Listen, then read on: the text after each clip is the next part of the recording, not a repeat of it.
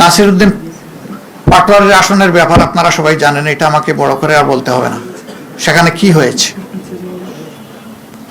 Centre দখল করে একজন নেতার আপনজনের নেতৃত্বে সেখানে যা হয়েছে তার সাক্ষী এই দেশবাসী, বিশ্ববাসী, আপনারাও। আমরা জেনেছি আপনাদের কারণে। বাংলাদেশ খেলাফত মজলিসের আমির আল্লামা মামুনুল হক সাহেব নাসিরউদ্দিন পাটোয়ারির ওখানে যে কারণে অন্য একজন প্রার্থীর পক্ষে ব্যালট অ্যাকসেপ্ট করা হয়েছে, ঠিক একই কারণ বিদ্যমান থাকা সত্ত্বেও মৌলানা মামুনুল হক সাহেবের পক্ষে এটা অ্যাকসেপ্ট করা হয়নি। তো এক দেশে কি দুই আইন চলবে?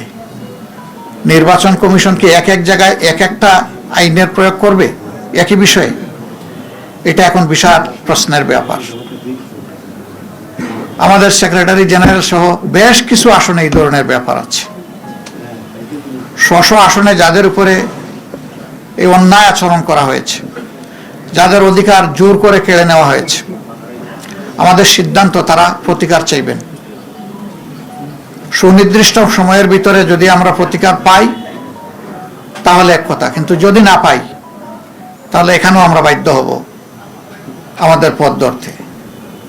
আমরা আশা করব নির্বাচন কমিশন শুভবুদ্ধির উদয় হবে এবং তারা ন্যায় ইনসাফ করবেন।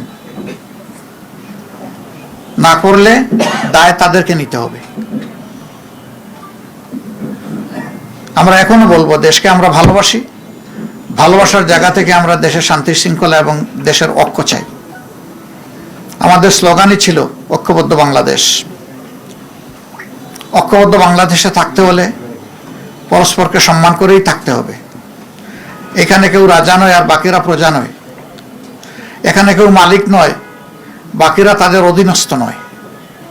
এখানে সকলেই বাংলাদেশের একই সংবিধানের অধীনে সমান অধিকার তারা ভোগ করবেন।